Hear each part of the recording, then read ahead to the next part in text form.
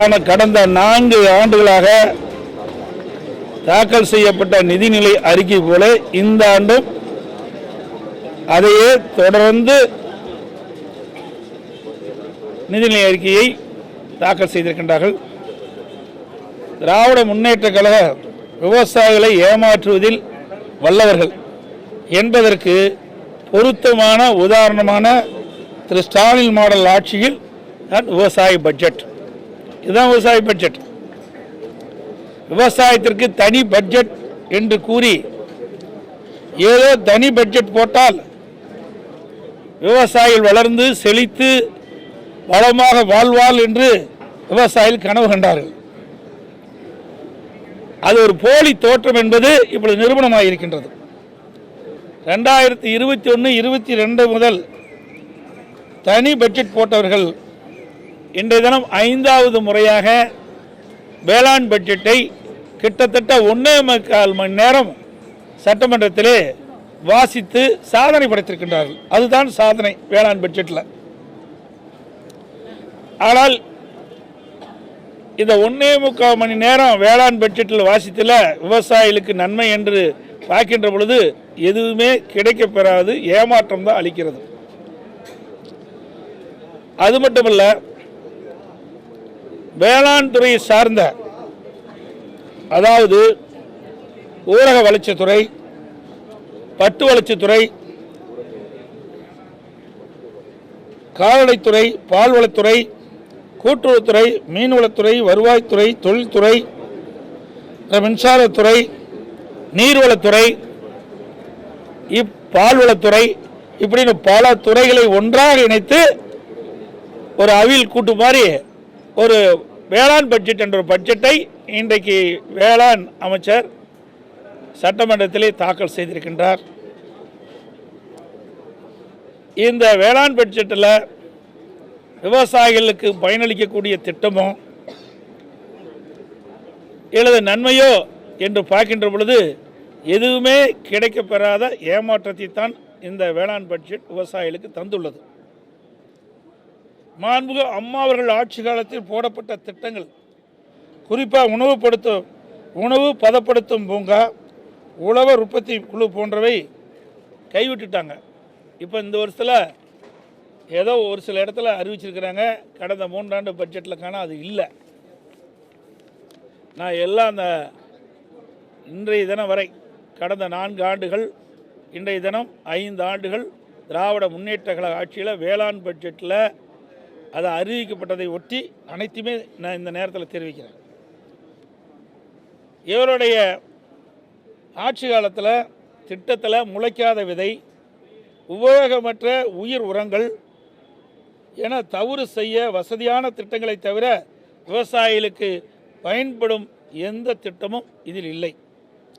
Organic farming என துறைக்கு 100 கோடி எல்லாம் அறிவிக்கப்பட்டு நின்றுவிட்டது. இந்த கடந்த பட்ஜெட் எல்லாம் உள்ளடக்கி நான் சொல்லிட்டு இருக்கிறேன். கலைஞர் அனைத்து கிராம ஒருங்கிணைந்த வேளாண் வளர்ச்சி திட்டம் என்று ஒரு திட்டத்தை அறிவித்தார்கள்.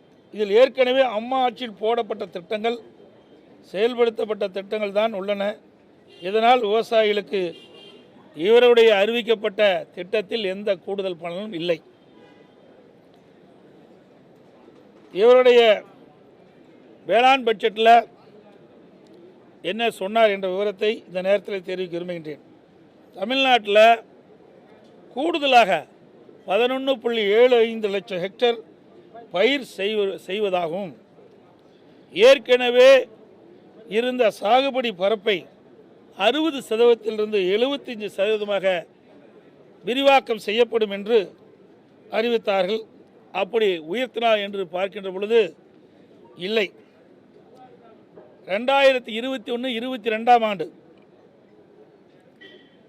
மொத்த சாகுபடி பரப்பு சதவீதத்தில் சொல்கிறேன், 63.48 லட்சம் ஹெக்டேர். இது பர்சன்டேஜில் 48.7%. ஆனால் சாகுபடி செய்த பரப்பு சதவீதம் பார்க்கின்ற பொழுது 49.08 லட்சம் தான் ஹெக்டேர் தான் சாகுபடி செஞ்சுருக்கிறாங்க. சதவீதம் 37.7%.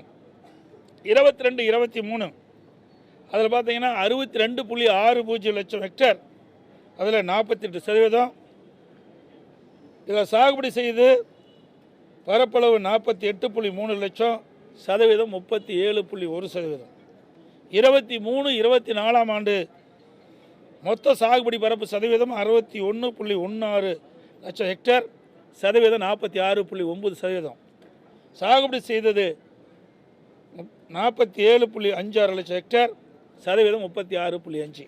அதாவது 21-22 மொத்த சாகுபடி சதவீதத்துக்கு சாகுபடி செய்த சதவீதத்திற்கும் கணக்கிட்டு பார்க்கின்ற பொழுது 37.7% இருந்த சாகுபடி செய்தவுடைய பரப்பளவு 23-24 கிட்டத்தட்ட 1.2% குறைஞ்சி இருக்குது, அதிகமாகல. இதையெல்லாம் ஆண்டுதோறும் சாகுபடி பரப்பு குறைந்து வருவதை தவிர திமுக ஆட்சி குறைந்து எதுவுமே சாகுபடி செய்தவுடைய பரப்பு அதிகரிக்கலை.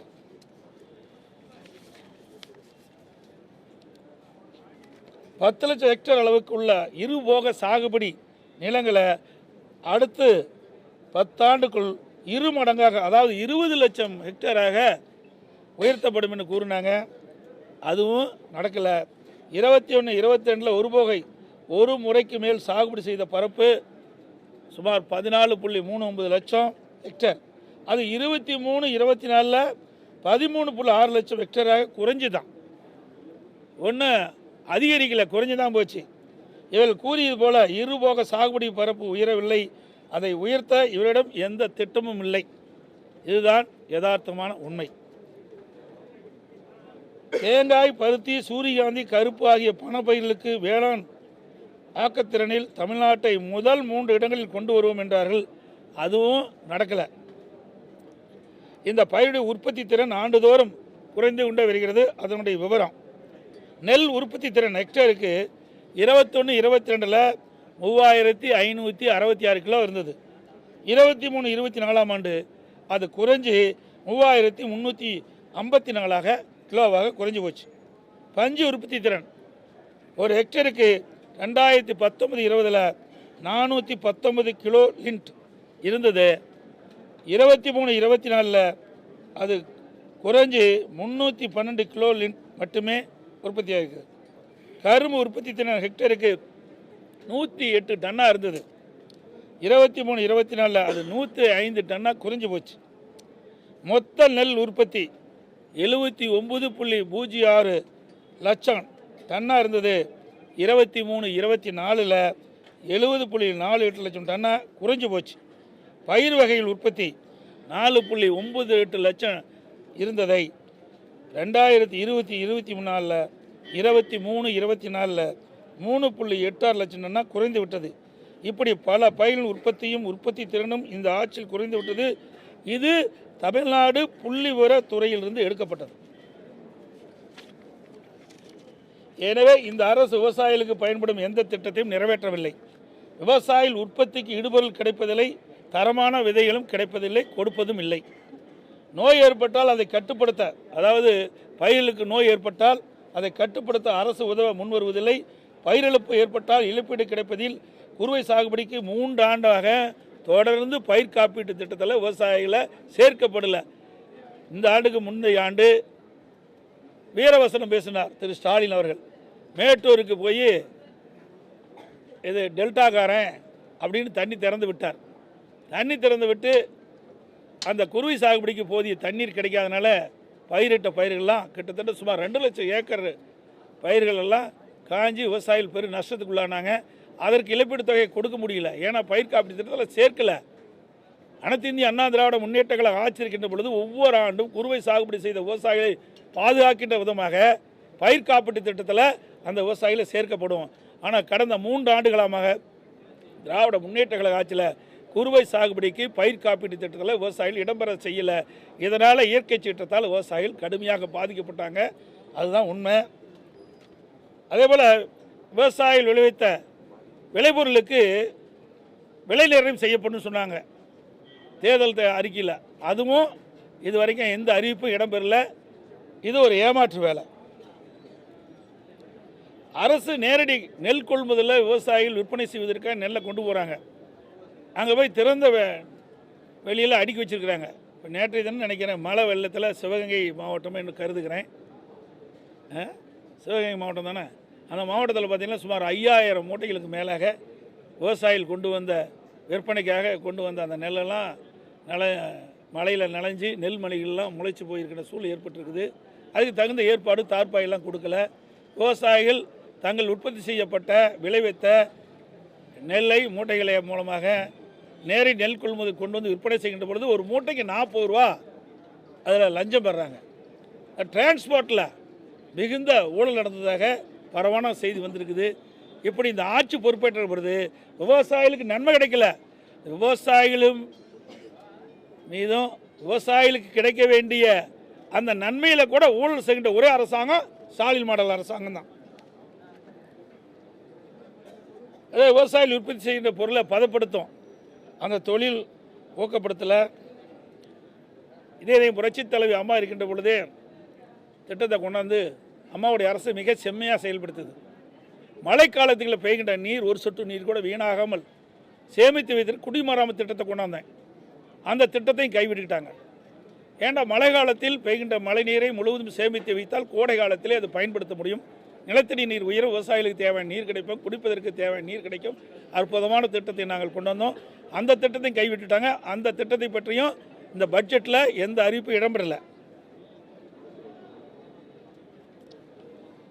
அதேபோல் மாண்பு அம்மாவுடைய ஆட்சியில் கொண்டு வரப்பட்ட பல திட்டங்கள் இன்றைக்கு அத்திக்கடை அவனாசி திட்டம். ஏன்னா விவசாயிகளுக்கு நீர் தான் முக்கியம். அதை நீரை சேமிப்பது, அதை சேமித்த நீரை முறையாக வழங்குவது. அதுபோல் எங்கெங்கெல்லாம் உபரி நீராக போய் கடலில் கலக்கின்றதோ அந்த நீர்களை ஆங்காங்கே தடுப்பணைகள் கட்டி நீரை தேக்கி விவசாயிகளுக்கு தேவையான நீர் கொடுப்பது. அப்படி ஒரு அற்புதமான திட்டத்தை கொண்டாந்தோம். அத்திக்கடை அவனாசி திட்டத்தை போல் ஒரு திட்டமும் இந்த ஆட்சியில் கொண்டு வரல. இன்றைக்கு 2வது திட்டம், அங்கே அத்திக்கடை அவனாசி திட்டத்தை போல் 2வது திட்டத்தை நான் கொண்டு வந்தோம். விரிவான திட்ட அறிக்கை தயாரிக்கப்பட்டு இருந்தோம்.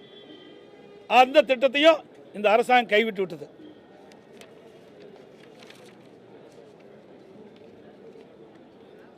விவசாயிகளுக்கு 24 மணி நேரம் மும்முனை மின்சாரம் வழங்கிட்டு இருந்தோம்.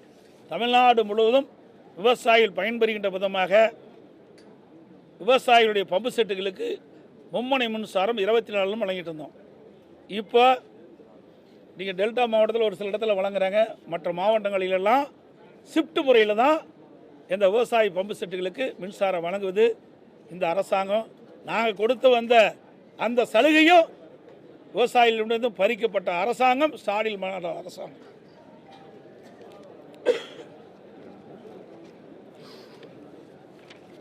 அதோட நேற்றைய தினம் பட்ஜெட்டை பற்றி நிறைய பேச முடியல. ஏன்னா நாங்கள் வெளியெடுப்பு செய்த காரணத்தினால அந்த நிதிநிலை அறிக்கையினுடைய புத்தகம் கிடைக்கப்பெறல. அதனால் நாங்கள் முழுமையான விவரத்தை சொல்ல முடியல. அதனால் நேற்றைய தினம் பட்ஜெட்டில் பார்த்திங்கன்னா மொத்த அரசாங்கத்தினுடைய வருவாய் 3,31,568 கோடி. அரசாங்கத்துடைய மொத்த செலவு 3,73,201 கோடி. வருவாய் பற்றாக்குறை 42,000 கோடி. இதுதான் இந்த ஆட்சியினுடைய லட்சணம். திராவிட முன்னேற்ற கழக தேர்தல் அறிக்கையில் 2021 திராவிட முன்னேற்ற கழக தேர்தல் அறிக்கையில் நிதி மேலாண்மை என்ற ஒரு குழு அமைச்சோம். நிதி மேலாண்மை சரி செய்வதற்காக ஒரு குழு அமைக்கப்பட்டாங்க. நிபுணர் குழு அமைக்கணும்னு சொன்னாங்க, அதை அமைச்சாங்க. அந்த நிபுணர் குழு அமைக்கப்பட்ட பிறகு அந்த நிபுணர் குழு என்ன பணி செய்து அதனுடைய அறிக்கை அரசாங்கத்தை தாக்கல் செய்தார்களா, அந்த அறிக்கையில் என்னென்ன சுட்டி காட்டியிருக்கின்றார்கள், அதையெல்லாம் எதுவுமே இது வரைக்கும் வெளியிடலை. நான் பல முறை கேட்டுட்டேன், வெள்ளை அறிக்கை வேணும்னு சொல்லி அதெல்லாம் வெளியிடலை. இந்த குழு அமைச்ச பிறகு தான் அதிகமாக கடன் வாங்கிட்டு இருக்கிறாங்க. அதுதான் யதார்த்தமான உண்மை. இந்த ஆண்டு 25-26ஆம் ஆண்டு பார்த்தீங்கன்னா 1,05,000 கோடி கடன் வாங்குறதா சொல்லியிருக்கிறாங்க. இப்போ இந்த அரசாங்கனுடைய வேடிக்கை என்னென்னா, இப்போ அறிவிக்கப்பட்ட திட்டங்கள் எல்லாம் கடன் வாங்கித்தான் இந்த திட்டத்தை நிறைவேற்ற முடியும். வெட்ட வெளிச்சத்துக்கு வந்துடுது. எல்லா பத்திரிகை ஊடகத்திலையும் நீங்கள் தெரிவிச்சிட்டீங்க. இருந்தாலும் மக்கள் தெரிந்து கொள்ள வேண்டும் என்பதற்காக சொல்கின்றேன். இந்த அரசாங்கம் இன்றைக்கு கடனிலே முழுகி கொண்டு இருக்கின்றது. இன்றைக்கு எந்த ஒரு திட்டத்தை அறிவித்தாலும் அந்த திட்டம் நிறைவேற்றப்பட வேண்டும் என்றால் கடனை பெற்றுத்தான் அந்த திட்டத்தை நிறைவேற்ற முடியும். இதுதான் இந்த அரசுடைய நிலை. இப்படிப்பட்ட அவல நிலையை இந்த அரசு ஏற்படுத்தியிருக்கின்றது. கடந்த ஆண்டு இந்தியாவிலேயே கடன் வாங்குவதில் முதல் மாநிலம் என்ற பெருமையை திரு ஸ்டாலினுடைய அரசு ஸ்டாலின் அவருடைய அரசு பெற்றிருக்கு என்பது இதுதான் இந்த ஆட்சியுடைய சாதனை. விவசாயத்திற்கு முக்கியமானது நீர் இருக்கக்கூடிய நிலையில அண்டை மாநிலங்களில் இருக்கக்கூடிய இந்த நதிநீர் பிரச்சனை என்பது தொடர்ந்து இருக்கு. நீங்க முதலமைச்சர் கூட கேரளா வரை சென்று பேச்சுவார்த்தை நடத்திருக்கீங்க. இந்த நிலையில 22ஆம் தேதி அண்டை மாநிலங்கள் இருக்கக்கூடிய முதலமைச்சர்கள் அந்த பிரதிநிதிகள்லாம் தமிழ்நாடு வர இருக்காங்க. தொகுதி மறுவரை பிரச்சனை தொடர்பா அதிமுக அவங்களை சந்திச்சு இந்த நதிநீர் பிரச்சனை தொடர்பாக இதற்கு கோரிக்கை முன்வைக்கிறீங்க. நாங்கள் என்னப்படி சந்திக்கணும்? நல்லா புரிஞ்சுக்கிச்சு சார். நீ கேட்ட கேள்வி அருமையான கேள்வி. யாரோட யார் கூட்டணி இருக்கிறாங்க? காங்கிரஸோட தானே திமுக கூட்டணியில் அங்க வைக்குது. ஆனால் அதையெல்லாம் அவர்களுக்கு கவலை இல்லை. திராவிட முன்னேற்ற கழக கட்சிக்கோ இன்றைய முதலமைச்சர் ஸ்டாலினுக்கோ மக்களை பற்றி கவலைப்படுவது கிடையாது. நமக்கு தண்ணி கிடைச்சானே, தண்ணி கிடைக்காட்டி போனால் என்ன, எப்படியாவது அரசியல் செய்ய வேணும், அப்படித்தான் திரு ஸ்டாலின் நினைக்கிறார். இன்றைக்கு கர்நாடகத்தில் ஆள்வது காங்கிரஸ் கட்சி. காங்கிரஸ் கட்சியோட தான் இந்தியா கூட்டணியில் திராவிட முன்னேற்றம் அங்கே வைக்குது. அவளோட பேச்சுவார்த்தை நடத்தி நமக்கு கிடைக்க வேண்டிய உரிமையை பெற வேண்டும்ல. அப்புறம் இந்தியா கூட்டணி மூச்சுக்கு 300 தடவை சொல்கிறாரு. அந்த இந்தியா கூட்டணி மூலமாக தமிழ்நாட்டுக்கு என்ன நன்மை கிடைக்க போகுது?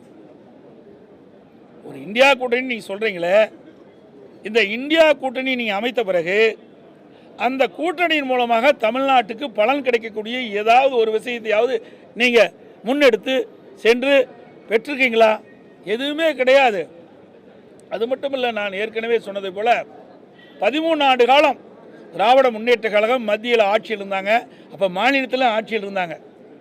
அப்போ தமிழ்நாட்டுக்கு தேவையான திட்டங்களை பெற்றிருக்கலாம், நதிநீர் பிரச்சனையை எளிமையாக தீர்த்திருக்கலாம். எதுவுமே செய்யலை. ஆட்சி அதிகாரம் வேணும், அதற்காக எதை வேணாலும் விட்டு கொடுக்கக்கூடிய ஒரே கட்சி திமுக கட்சி தான். அது யதார்த்தமான உண்மை. தமிழ்நாட்டு மக்களை பற்றி கவலை இல்லை. தமிழ்நாட்டு மக்கள் ஓட்டு போட்டு இவர்கள் தேர்ந்தெடுத்தா என்ன மத்தியில் ஆட்சி அதிகாரத்தில் போய் அமர வேண்டும் என்பதாக அவருடைய நோக்கமே ஒழிய தேர்ந்தெடுக்கப்பட்ட மக்களுக்கு நன்மை செய்வதாக சரித்திரமே கிடையாது. திராவிட முன்னேற்ற கழகத்தை பொறுத்த வரைக்கும் இன்றைக்கி சொன்ன மாதிரி இன்றைக்கி வர்றாங்கள்ல, இன்றைக்கி மற்ற மாநில முதலமைச்சர்கள்லாம் அழைச்சிருக்கிறாங்க, இல்லை தலைவர்கள்லாம் அழைச்சிருக்கிறாங்க. அப்போ நாடாளுமன்ற தொகுதி மறுசீரமைப்பு பற்றி தான் அழைச்சிருக்கிறார். இங்கே மும்மொழி கொள்கைன்னு சொல்லிட்டு இருக்கார். மும்மொழி கொள்கை திராவிட முன்னேற்ற கழகம் 13 ஆண்டு காலம் மத்தியில் ஆட்சி அதிகாரத்தில் இருக்கின்ற பொழுது கல்வி பொதுப்பட்டியலில் இருந்தது. அதை மாநில பட்டியலுக்கு ஏன் மாற்றல? இதை மாற்றிருந்தால் அந்த பிரச்சனையை எழுதாதுற. சரி, இப்போ பல்வேறு மாநிலத்துக்கு சென்று முதலமைச்சர்லாம் பார்த்துட்டு வந்திருக்கிறீங்க. இதில் ஒரு கோரிக்கை தான் வச்சுங்க, இன்னொரு கோரிக்கையை வைக்கல. கர்நாடகத்தில் என்ன இருக்குது? கன்னடம் தான் தாய்மொழி. தெலுங்கானாவில் என்ன இருக்குது? தெலுங்கு தான் தாய்மொழி. ஒரிசாவில் என்ன இருக்குது? ஒரியா தான் தாய்மொழி. கேரளாவில் மலையாளம் தான் தாய்மொழி. இங்கே எல்லாம் போய் அங்கங்கே இருக்கின்ற அந்தந்த கட்சி தலைவர்கள் அங்கங்கே கட்சியில் இருக்கிற முதலமைச்சரை பார்த்து இந்த நாடாளுமன்ற தொகுதி மறுவரை கூட்டத்தில் கலந்துன்னு சொல்கிறீங்களே, இதை ஏன் வைக்கல? இந்த கோரிக்கை ஏன் வைக்கல? எல்லாம் தாய்மொழி தானே முக்கியம். நாம் என்ன கோரிக்கை வைக்கிறோம்? ஆங்கிலம் தமிழ் 2 மொழியும் தொடர வேண்டும் என்று நம்ம வைக்கிறோம். மும்மொழி கொள்கை வேண்டான்னு. அப்படி மற்ற மாநில இன்னுடைய அமைச்சர்கள்லாம் சென்றாங்க, அவளை அழைக்கிறீங்களே, அழைப்பு கொடுக்கல, அப்பொழுது ஏன் இதை வலியுறுத்தல? ஏன்னா அவெல்லாம் கேட்க மாட்டாங்க. ஏன்னா கர்நாடகத்தில் தேசிய கொள்கையை ஏற்றிட்டாங்க, தெலுங்கானாவில் ஏற்றிக்கிட்டாங்க. அதனால் அதை அவர் சொல்லவே மாட்டாங்க. இதெல்லாம் அரசியல் ஆதாயம் தேடுவதற்காக இந்த கூட்டத்தை கூட்டுறார ஒழிய மாநில மக்களுடைய பிரச்சனைகளை தீர்ப்பதற்காக இந்த கூட்டம் கூட்டல.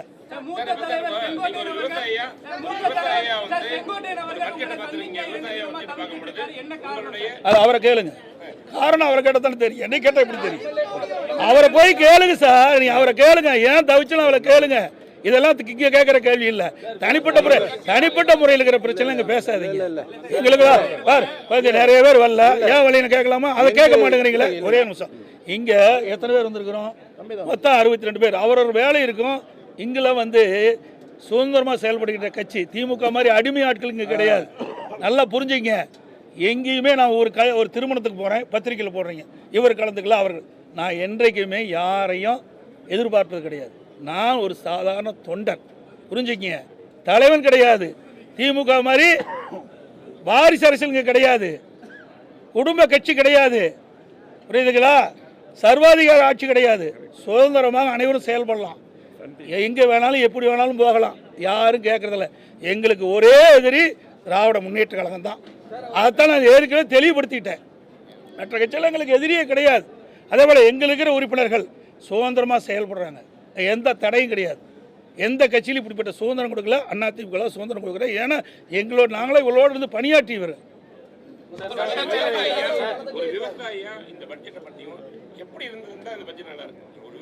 சார், இது விவசாயிகளை ஏமாற்றுவதற்காக திராவிட முன்னேற்ற கழகம் வேளாண் பட்ஜெட் என்ற ஒரு நாடகத்தை அரங்கேற்றிருக்கு. இந்த வேளாண் பட்ஜெட் திராவிட முன்னேற்ற கழகம் இந்த 5 ஆண்டு காலமாக சட்டமன்றத்தில் தாக்கல் செய்யப்பட்ட வேளாண் பட்ஜெட் ஒரு கண் துடைப்பு, விவசாயிகளை ஏமாற்றுவதற்காக இந்த ஆட்சியாளர்கள் செய்கின்ற நாடகம். இதனால என்ன பயன் இருக்குது? எல்லாம் இந்த மானிய கோரிக்கைகள் வருது, ஒவ்வொரு துறை இருக்குது, அந்த துறை வாரியாக என்னென்ன திட்டத்தை கொண்டு வரணும் அதில் விவரமாக இருக்கும். எல்லா மானிய கோரிக்கைகளையும் அதெல்லாம் உள்ளடக்கி ஒரு புத்தகத்தை போட்டு 1.25 நாள் எங்களையெல்லாம் அமர வச்சு, என்ன அதில் எதாவது இருக்குன்னு நாங்களும் பார்த்துக்கிட்டே இருக்கிறோம், ஒன்றையுமே காணோம். இப்படியெல்லாம் மக்களை ஏமாற்றுகிற தந்திர மாடல் செய்கின்ற ஒரே அரசாங்கம் இந்த அரசாங்கம். சார், விவசாயிகளுக்கு தேவையான திட்டங்கள், விவசாயிகளுக்கு என்ன அக்ரிகல்ச்சரில் என்னென்ன இருக்குது? ஒரு விவசாயி பயிர் நடுறான், அந்த பயிர் எப்படி வளரும்? அந்த பயிர் விளைச்சல் கொடுக்கும். விளைச்சல் கொடுக்கும்போது அந்த விளைபொருளுக்கு தேவையான விலை நிர்ணயம் செய்ய வேணும். ஏன்னா விவசாயிகள் பயிர் அடிக்கின்ற பொழுது ஒரு விலை, அவன் ஆகா ஒரு ஏக்கரில் இந்த பயிர் நட்டால் கிட்டத்தட்ட அறுவடை ஆகும்போது நமக்கு எவ்வளவு லாபம் கிடைக்குன்னு நினைப்பான். ஆனால் அறுவடை ஆகுன்ற பொழுது மாறி போயிடும். இன்றைக்கி போய் தக்காளி என்ன வைங்க, நல்லா என்ன பாருங்க, இன்றைக்கி 10 ரூபாய்க்கு விற்கிது. இன்றைக்கி விவசாயி எப்படி பிழைக்க முடியும்? அதுக்கு தான் அதற்கு உண்டான விலை நிர்ணயிக்க வேண்டும். அதுதான் நாங்கள் எதிர்பார்த்தோம். அந்த ஆட்சியில் இல்லை. இன்றைக்கு விவசாயிகள் உற்பத்தி செய்யப்படுற விளைபொருளுக்கு விலை நிர்ணயம் கிடையாது. இன்றைக்கு இந்த மைக்கு தயார் பண்ணுறாங்க, இதுக்கு விலை நிர்ணயம் பண்ணுறாங்க. இந்த கேமரா தயார் பண்ணுறாங்க, அதுக்கு விலை நிர்ணயம் பண்ணுறாங்க. இந்த சட்டை தயார் பண்ணுறாங்க, இந்த சட்டைக்கு விலை நிர்ணயம் பண்ணுறாங்க. ஆனால் விவசாயிகள் உற்பத்தி செய்யப்படுகின்ற அந்த சொந்த விவசாயி உற்பத்தி செய்கின்ற அந்த விளைபொருளுக்கு விலை நிர்ணயம் செய்யவில்லை. அதை நாங்கள் எதிர்பார்க்குறோம். விவசாயி என்ற முறையில் இதில் காணோம். விவசாயிகள் என்ற முறையில் நான் வருத்தப்படுறேன். ஆனால் இது ஒரு கடினமானது தான். இருந்தாலும் இந்த வேளாண் பட்ஜெட் என்று அறிவிக்கின்ற போது வேளாணுக்கு நன்மை கிடைக்கின்ற பட்ஜெட்டாக இருக்கணும், கண் துடைப்பு பட்ஜெட்டாக இருக்கக்கூடாது. சார், நேற்று தினம் நிதிநிலை அறிக்கையை சென்னையில் 100 இடங்களில் நேரடியாக வச்சிருந்தாங்க. சட்டப்பேரவை தமிழ்நாடு பூரா 950 இடத்துல வச்சாங்க. ஆனால் அந்த எல்இடியில் திரு சீமான் அவர்கள் பேசுறது தான் தெளிவாக வந்திருக்குது. அதைத்தான் மக்கள் பார்த்து ரசிச்சிருக்கிறாங்க, பட்ஜெட் பார்த்து ரசிக்கல. அனைவருக்கும் நன்றி, வணக்கம்.